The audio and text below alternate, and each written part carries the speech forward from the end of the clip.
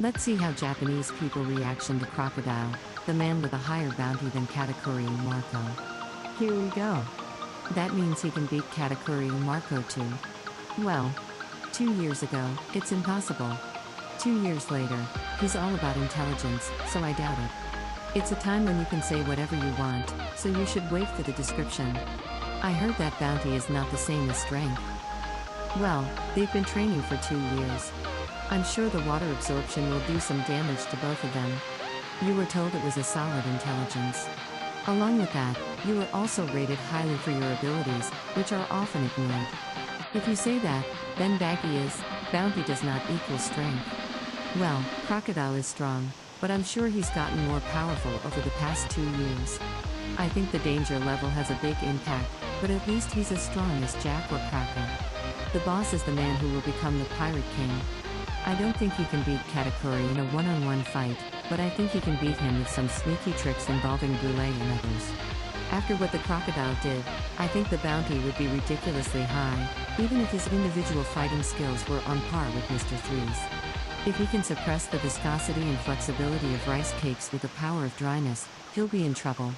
I think he's as strong as the top 4 emperors. He has a history of trying to take over countries, so that's part of his danger level. It's still too early to make an assessment because there's no description of him in terms of combat. The revolutionary forces are gaining momentum, so I'm sure the threat here is also highly rated in terms of the situation. I wonder if there are any descriptions of a major power-up like Lucy's. If it's just a Zung opponent, he's going to win by drawing him up regardless of his toughness. Well, Luffy is already strong enough to be the 4th emperor, so it's a world where anyone can train to be as strong as Luffy. Aside from Katakuri, Marco, who led the remnants, is valued at 1.3 billion, so he's valued more than Marco.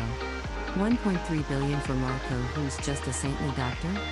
First of all, there's a difference in bounty between Marco, who doesn't harm ordinary people, and one who attempted to overthrow the state and is a mastermind of pirate hunts.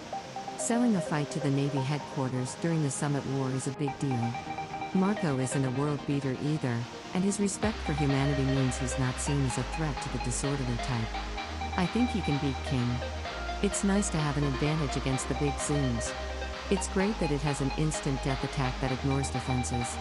Even if you subtract their weaknesses, they can take advantage of their special effect against water, which all humans can't escape from. The bounty on the highest-ranking officer of the 100 Animals, who is set up to do harm to civilians, has been exceeded with time to spare. I think the bounty should be considerably higher since he almost overthrew the member countries. The big man pirates were also depicted as children destroying multiple countries. I hear it's tough to deal with Diamond Joes. I wonder how strong he is now. Even Aokiji is damaged. Wasn't Aokiji vomiting blood? We'll have to catch him to take away his water. Well, he's weaker than Katakuri and Marco. To begin with, it's almost meaningless to talk about fighting power based on bounty when Baggy has over 3 billion.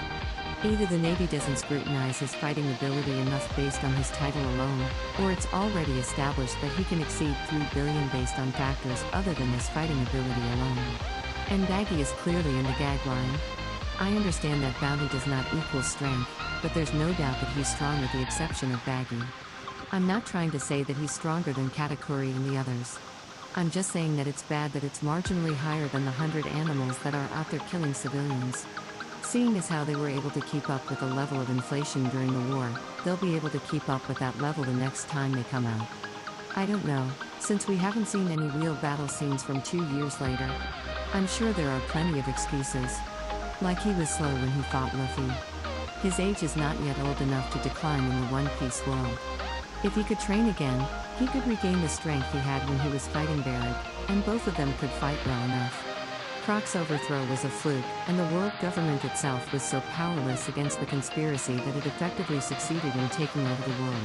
In the end, the former 4 emperors only worked within the scope of the 4 emperors' instructions, and I think their strength, but not their threat, is not so subtle.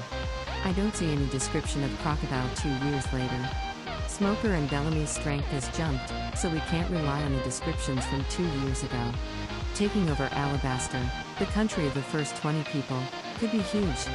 Alabasta itself is a huge country. If Doflamingo escapes from prison, I have a feeling he'll get the same amount of money as Crocodile.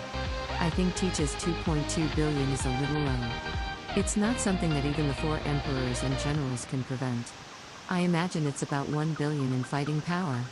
He can beat or lose to the top brass depending on their chemistry. Even Luffy, who has 3 billionaires as friends, has 3 billion. When you think about it, Mihawk's fighting ability is insane to earn that kind of bounty without any intelligence or ability. It's not even close to Blackbeard, who has the 4th Emperor's captain's bonus. As for this, there are too many people who have become stronger in 2 years, so I can't give you an answer at this point. The only thing I can say is that Crocodile is definitely getting stronger. Thank you for watching.